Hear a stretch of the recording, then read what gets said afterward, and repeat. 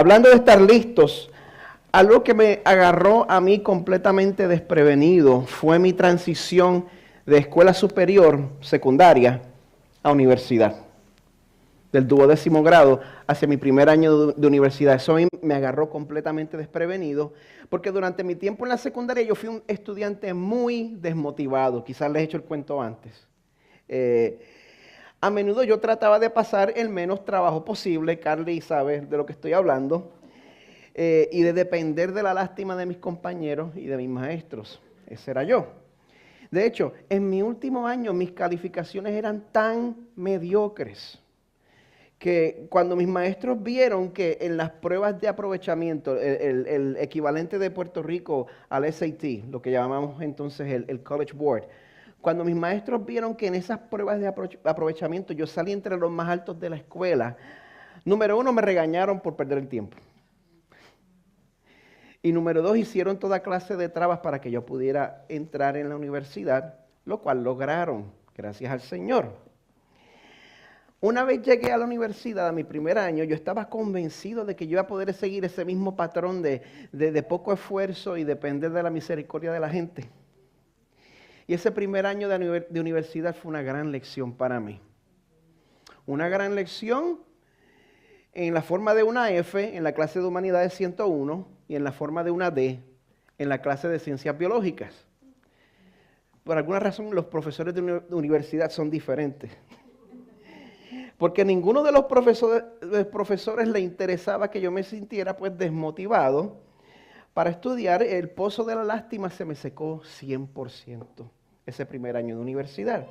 Y yo me di cuenta entonces de que había llegado a mi carrera universitaria con una idea trágicamente equivocada.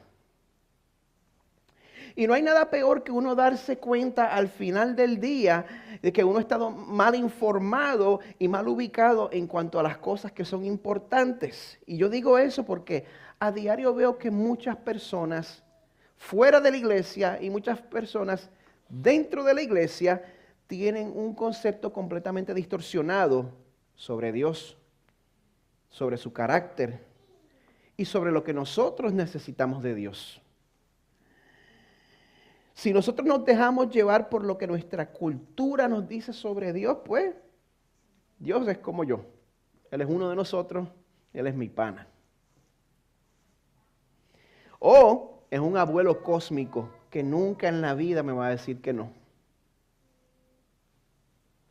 Esa falta de información no nos va a preparar para el día en que nos toque comparecer ante Él.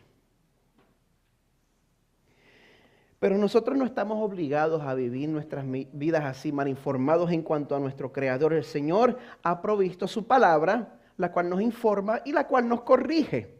Y en esta mañana nos da la respuesta a la pregunta, ¿qué clase de Dios necesitamos? ¿Qué clase de Dios necesitamos? Bueno, para la respuesta los voy a invitar a buscar en sus Biblias en el Salmo 110.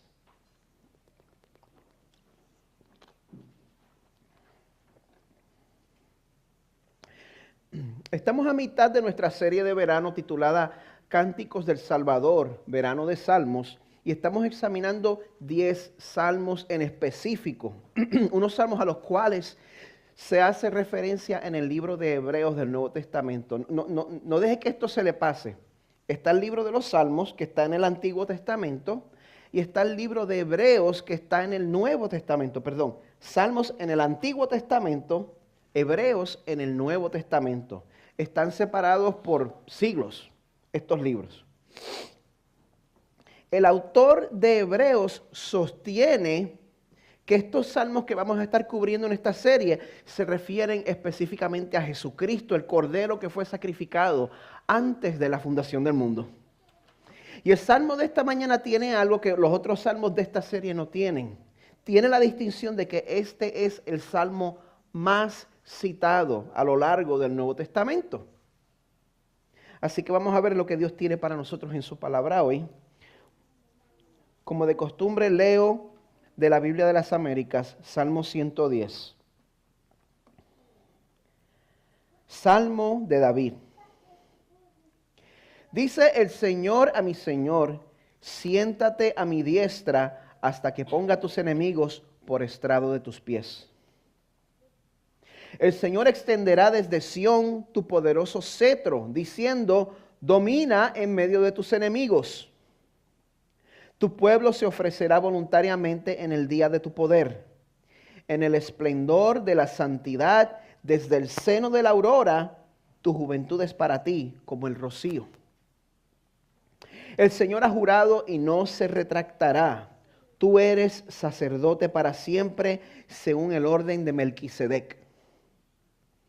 El Señor está a tu diestra, quebrantará reyes en el día de su ira. Juzgará entre las naciones, las llenará de cadáveres. Quebrantará cabezas sobre la ancha tierra. Beberá del arroyo en el camino. Por tanto, Él levantará la cabeza. Esta es la palabra del Señor.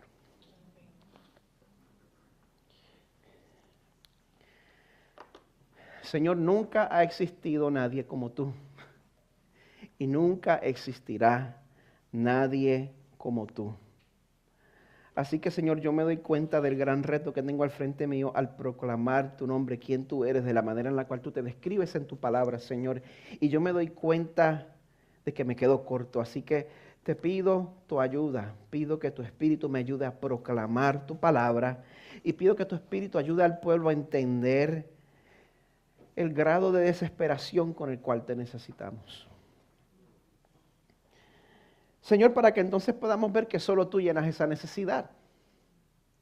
Y para que nosotros podamos vivir vidas de dependencia y adoración a ti en el nombre de tu Hijo Jesús. Amén.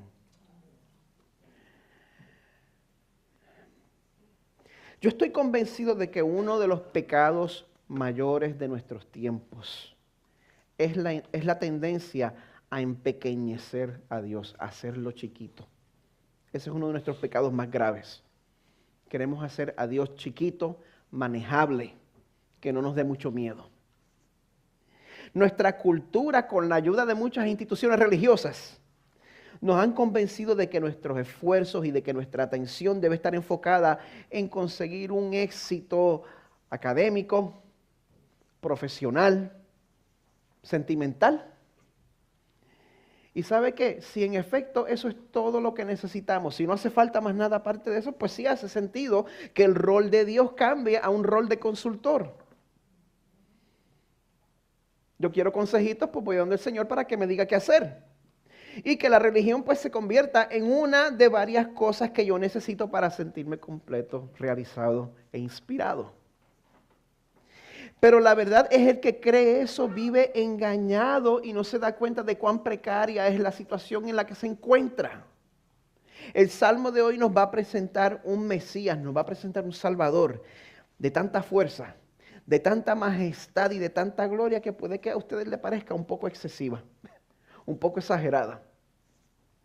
Pero no se equivoque, este es precisamente el Dios que nos hace falta, un rey, un sacerdote y un justiciero. Así que vamos a comenzar considerando la primera parte, el hecho de que, aunque sí, gracias a Jesús, todos los que recibimos a Cristo como nuestro Salvador, podemos decir, sí, Dios es mi amigo, lo podemos decir. La palabra de Dios todavía nos recuerda frecuentemente que la única manera de nosotros poder darle a esa amistad el valor que se merece y que amerita es que nos demos cuenta de que hay una diferencia masiva de clasificación entre el Creador y las criaturas. Tenemos que darnos cuenta de eso. No estamos hablando de mi vecino de la casa de al lado, estamos hablando de un rey. Y en este salmo en particular es bien importante que comencemos desde la introducción. Tenemos que recordar que en el caso de los salmos, la introducción es parte del original en hebreo, no es algo que le añadieron después. Esa parte que dice Salmo de David es parte del original hebreo. Y tanto en el original hebreo como en nuestras traducciones, pues se incluye este crédito al autor. Estamos hablando de aquí que es un salmo de David. ¿Por qué es importante saber quién es el autor del Salmo? Quizás se está preguntando. Bueno, el primer verso ya nos trae un reto con la interpretación, ya nos complica la vida. El primer verso dice el Señor a mi Señor, siéntate a mi diestra, a mi mano derecha, hasta que ponga a tus enemigos por estrado de tus pies. Aquí es donde nos ayuda a podernos referir al original hebreo. Cuando en sus traducciones usted ve que la palabra Señor está toda en letras mayúsculas, si se fija, cuando la palabra Señor está toda en letras mayúsculas, si tiene la Reina Valera del 60, usa la palabra J-A-H. Eso se refiere a que en el original hebreo se está utilizando el nombre propio de Dios, Yahweh, Jehová. Ese es el primer Señor, el que está en letras mayúsculas. El segundo Señor, que está escrito convencionalmente, entonces es la palabra en hebreo para Señor, Adonai. La raíz es Adonai. Así que literalmente David está anunciando que Dios está declarando algo y se traduce así. Dice Jehová a mi Señor. Jehová le está diciendo algo a mi Señor. Si cualquier otra persona hubiera sido el autor, no hay problema. Pero el autor de este salmo es el rey David. Alguien que era un rey sin precedente ya en su tiempo. Él no tuvo que morir para ser sin precedente. Ya durante su tiempo se le reconocía que no había rey como él. Y desde entonces, por supuesto, es considerado legendario en Israel. Y eso nos obliga a hacernos la pregunta, ¿quién puede ser considerado superior a David? ¿A quién puede llamar David mi Señor? Bueno, pues les voy a decir que David, el rey humano de Israel por excelencia, porque nadie fue como él desde entonces. Él dice que aparte de Dios el Padre, hay alguien más a quien él considera su superior. Y usted quizá me pregunta, bueno, ¿por qué esa persona entonces tiene que ser el Mesías? Usted sabe a dónde yo voy, ¿verdad? Yo voy a permitir que la Biblia misma responda a esa pregunta, porque lo mejor que interpreta la Biblia es, muy bien, si miran en Mateo 22, habla de una ocasión donde Jesús está hablando con los fariseos, las autoridades religiosas de entonces, que veían en Jesús una gran amenaza a la estabilidad y no les caía bien que Jesús estuviera ganando popularidad. Y como Jesús estaba complicando las cosas, trayendo prueba de que era el Mesías a través de los milagros. Es difícil si tú no eres el Mesías resucitar muertos. Los fariseos estaban tratando de hacerlo tropezar en sus palabras para desacreditarlo. Si te hacen tropezar en tus palabras, uno queda feo. Yo soy así. A mí es fácil de confundirme. Tú puedes estar discutiendo conmigo. Yo puedo tener la razón y me pueden confundir. Y no hay manera de uno como que reponerse de eso. Así que eso es lo que los fariseos están tratando de hacer con Jesús. En los versos 41 al 45 dice así: estando reunidos los fariseos, Jesús les hizo una pregunta, diciendo, ¿cuál es vuestra opinión sobre el Cristo? ¿De quién es hijo? Descendiente. Ellos le dijeron, de David. Él les dijo, entonces, ¿cómo es que David en el Espíritu le llama Señor? Diciendo, dijo el Señor a mi Señor, siéntate a mi diestra hasta que ponga a tus enemigos por debajo de tus pies. Está citando el verso 1 de este salmo. Pues si David le llama Señor, ¿cómo es su hijo? En la cultura hebrea, el descendiente nunca se podía considerar mayor que el antepasado. Sin embargo, esto es precisamente lo que Jesús está diciendo. En este salmo está estableciendo que David se está refiriendo al Mesías prometido. Y entonces el libro de Hebreos lo confirma. Aquí identifica al Mesías con claridad. Hebreos 10, 12 al 13, hablando de Jesús, dice que Él, habiendo ofrecido un solo sacrificio por los pecados para siempre, se sentó a la diestra de Dios, esperando de ahí en adelante hasta que sus enemigos sean puestos por estrado de sus pies. Otra vez citando el Salmo. Ese Salmo habla de Jesús. Este Salmo solo hace sentido si lo conectamos directamente con Cristo. Pero una vez más, este no es el Jesús frágil y débil y flaquito que vemos en las pinturas. Este es un rey que tiene poder como ningún otro. Volviendo al Salmo, el verso 2, continúa la declaración del Padre hacia Jesús. Dice, el Señor extenderá desde Sión tu poderoso cetro, diciendo, domina, ¿dónde? En medio de tus enemigos.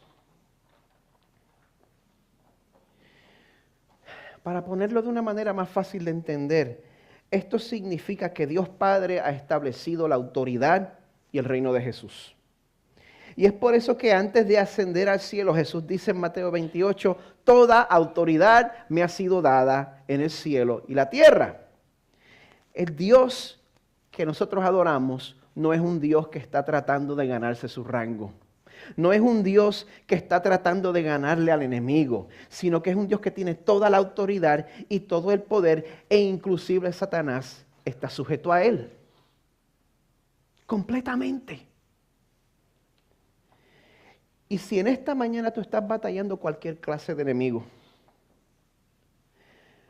puede ser personas que conspiran en contra tuya. Yo espero que no estés siendo paranoide o que te estés inventando enemigos, pero si en verdad está pasando, si en verdad tienes personas que están conspirando en contra tuya, o estás luchando con un área de pecado personal en la cual ya estás cansado o estás cansada y le pides libertad al Señor de esa área de pecado, yo quiero que sepas que tu Salvador tiene la autoridad para hacerte victorioso. Tiene la autoridad, lo puede hacer, pero lo que es más, Él sigue teniendo soberanía absoluta en medio de tu lucha. En medio de tu quebrantamiento, en medio de tu debilidad, en medio de tu sentirte mal porque fallaste otra vez. En medio de eso, Él sigue siendo soberano. Dice una vez más, domina en medio de tus enemigos. O sea que Dios no está acampando a 300 metros de distancia de sus enemigos. Él está en medio de tus enemigos. En medio de tus enemigos es que Él va a mostrar su poder. Yo quisiera que no fuera así. Yo quisiera que Dios me mantuviera lejos de la lucha. Y que Él de una vez hiciera así y todas mis áreas de pecado fueran automáticamente dominadas. Y yo no tuviera que pecar en contra de más nadie. Yo quisiera que Dios hiciera eso. Nosotros queremos hacer nuestras burbujas, nosotros queremos hacer nuestras subculturas, nosotros queremos escuchar nuestras estaciones de hits positivos nada más. Pero el plan de Dios es que Él se va a llevar la gloria y no nosotros. Y eso va a ser en medio de nuestra debilidad. Es en nuestra debilidad que Él va a mostrar su fuerza. Así que yo le pido a Dios que tú sientas ánimo en tu corazón en esta mañana al considerar que si tú estás en Cristo, la lucha que estás teniendo ahora no es tu destino final. Si estás en Cristo, la lucha que estás teniendo ahora no es tu destino final. Y aunque te sientas estancado, aunque te sientas estancada, no seas guiado por lo que estás percibiendo. Confía en el Dios que ha establecido en Hebreos 10:14 que por una ofrenda Él ha hecho perfectos para siempre a los que son santificados. Eso es lo que es verdad. Esa es la realidad objetiva y eso aplica a todos nosotros. Gente, qué milagro tan grande es saber que de una partida de rebeldes y cabezones como nosotros, Dios ha hecho para sí un ejército de personas que reconocen su autoridad. El verso 3, la primera parte dice, tu pueblo se ofrecerá voluntariamente en el día de tu poder, en el esplendor de la santidad. O sea que este rey no es un tirano que obliga a la gente a adorarlo en contra de su voluntad como si estuviéramos en Corea del Norte. No, esto es un rey que literalmente nos seduce y nos entregamos a él porque no hay manera de resistirlo. Su atractivo no tiene comparación. Él no es como nosotros, que con el tiempo perdemos nuestra juventud, perdemos nuestro vigor. Yo me miro todos los días por la mañana en el espejo y poquito a poco me doy cuenta. Estoy pensando, yo creo que mejor no me afeito esta barba porque lo que está debajo yo no quiero que la gente lo vea. Pero Dios no es así. El resto del verso 3 dice que desde el seno de la aurora, tu juventud es para ti como el rocío. Cada mañana va a estar ahí. Su fuerza, su vigor. Cada mañana podemos confiar en la fuerza de nuestro Rey. Cada mañana podemos confiar en la fuerza de nuestro Rey. Este es el Rey que está batallando por ti. En este punto del Salmo, pues entonces Dios Padre comienza a hacer una segunda declaración muy interesante sobre Jesús. No solo lo declara rey, sino que lo declara también un sacerdote. El verso 4 nos dice, el Señor ha jurado y no se retractará. Tú eres sacerdote para siempre, según el orden de Melquisedec. Esta es una hora difícil. Tanto ustedes como yo estamos pensando en el almuerzo. Yo lo sé. Pero en esta parte yo le voy a rogar que haga un esfuerzo extra para quedarse conmigo, porque vale la pena entender esto, aunque sea un poquito complicado. Vale la pena. Porque este verso nada más nos da suficiente material para nosotros estar hablando por el resto de la mañana. Pero lo que nos comunica es importante, así que yo voy a hacer el esfuerzo mayor posible para comunicar lo que es importante, pero también quiero hacerlo sin tomarme más tiempo de lo necesario, porque en verdad se puede decir mucho.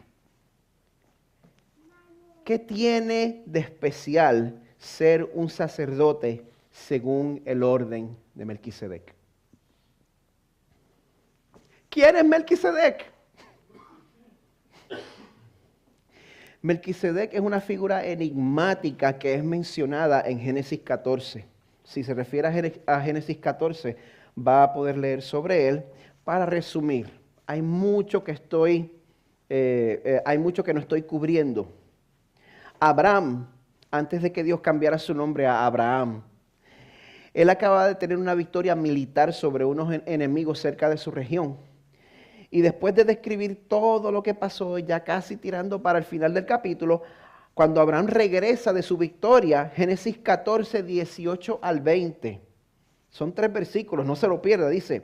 Entonces, de momento, Melquisedec, rey de Salem. Es bien interesante. Melquisedec, el origen hebreo, Melch, rey, Sedec, justicia, rey de justicia. Rey de Salem, Salem, Shalom, paz. Salem, Jerusalén.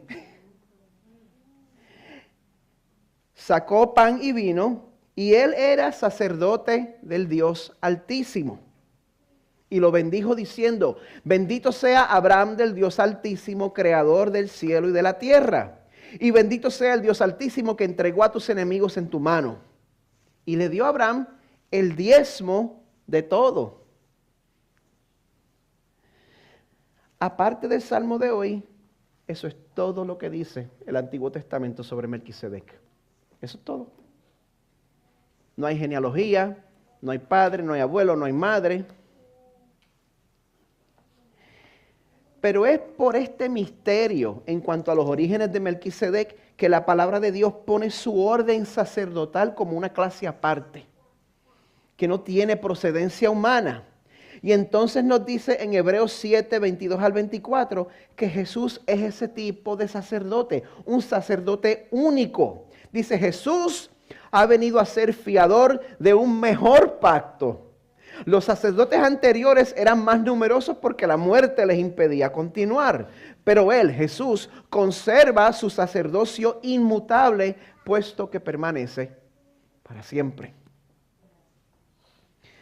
Nuestro pecado en contra de Dios es tan serio. Nuestro pecado en contra de Dios es tan grande y es tan serio que el único tipo de sacerdote que puede representar a pecadores como nosotros delante de un Dios perfecto es un sacerdote eterno. ¿Quién ha tenido la oportunidad de leer la obra de William Shakespeare, Macbeth? trata sobre los efectos dañinos de la ambición política en las personas que la buscan a toda costa. Y en esta obra, Macbeth era un noble escocés, sobrino del rey.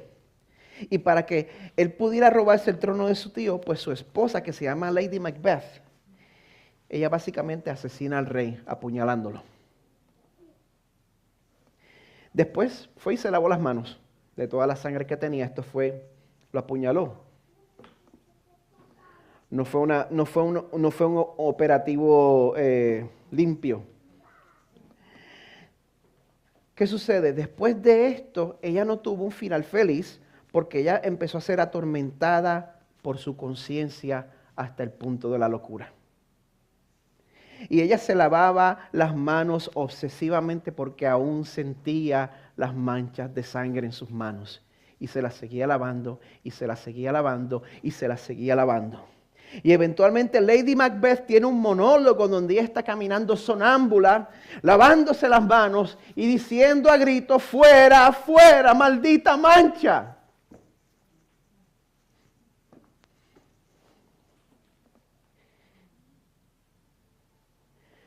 ¿Hay un pecado en tu vida que te está haciendo sentir así?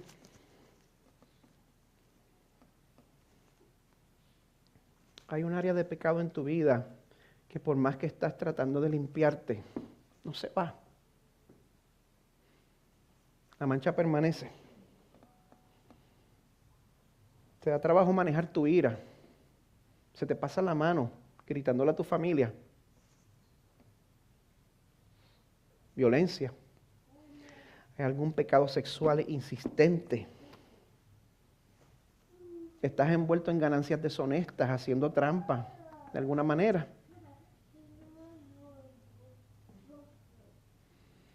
Tuviste un episodio de adulterio que en vez de tratar con eso directamente, pues como que lo echaron al lado y siguieron, y sin hablar mucho de eso. Pero todavía está ahí.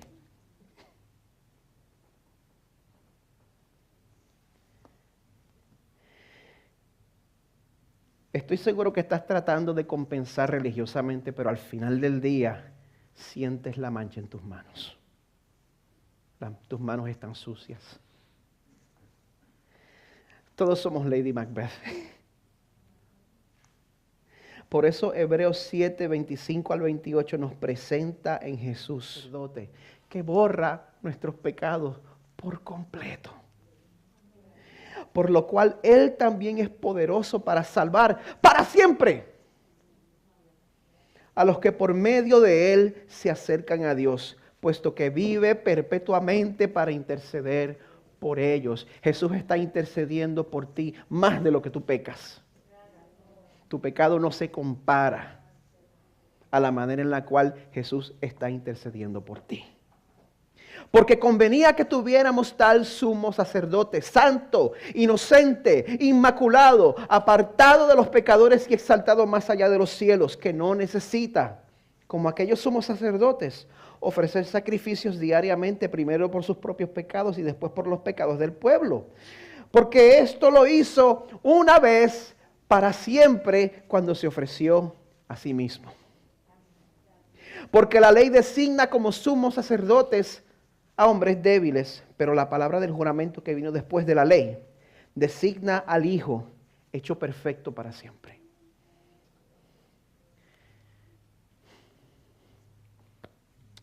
Tú puedes escoger tratar de expiar tu propio pecado o se lo puedes dejar a Jesús. El orden de Melquisedec sirve pues para clasificar el sacerdocio de Jesucristo, pero nadie se acerca a lo que Él ha logrado. En su libro El Mesías y los Salmos, el autor Richard Belcher escribe: el sacerdocio de Cristo es mayor que el de Melquisedec por razón de lo que logra para el pueblo de Dios. Así que, ¿qué es lo que logra para nosotros este sacerdote? Romanos 8:1, ya no hay condenación para los que están en Cristo Jesús. Nuestro rey tiene que ser un sacerdote, porque necesitamos ser protegidos. ¿Sabe de quién? De ese mismo Dios. que también es un justiciero. A través de su Hijo, Dios nos salva de su propia ira justificada. Y en el verso 5 del Salmo nos habla sobre algo que a todos nos incomoda. Dice, el Señor está a tu diestra, quebrantará reyes en el día de su ira. Él juzgará entre las naciones, las llenará de cadáveres. Quebrantará cabezas sobre la ancha tierra. Y entonces el último verso del Salmo lo describe como un guerrero. Beberá del arroyo en el camino, por tanto él levantará la cabeza. Como un guerrero que lo único que tiene tiempo para hacer mientras está buscando a su enemigo es postrarse ante el arroyo, tomar agua y seguir. El día de la ira de Dios viene con seguridad.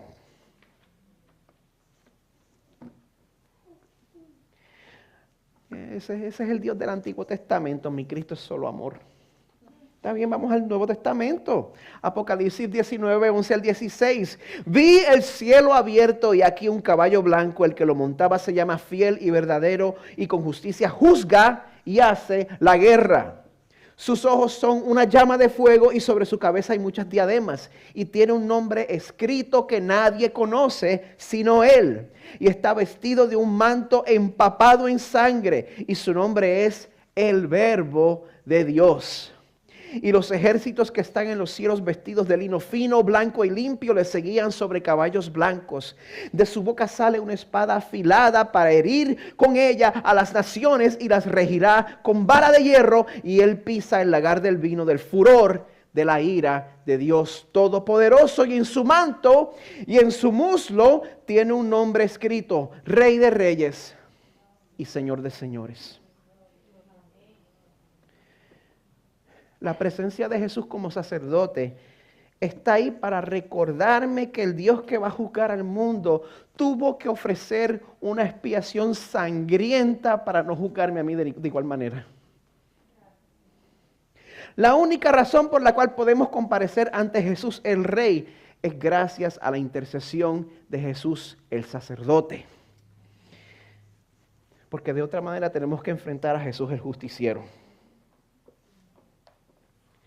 Esto no es una película, esto no es como estamos viendo una batalla, viendo Braveheart o Lord of the Rings, que nosotros vemos la batalla desde afuera y sentimos que estamos de parte de los buenos de la película. Nosotros no somos espectadores neutrales en cuanto a esto, nosotros somos del lado de los malos. Nosotros somos los orcos. La única razón por la cual vamos a poder comparecer ante Jesús el Rey es gracias a la intercesión de Jesús el sacerdote. Fue necesario un sacrificio expiatorio para que nosotros no seamos destruidos de igual manera. Por eso el llamado de esta mañana es claro y es simple. Proclama tu lealtad al Rey verdadero. Recibe lo que ha hecho por ti y sométete a su autoridad. Proclama tu lealtad al Rey verdadero, a un Rey único en su clase. El equipo de adoración puede pasar.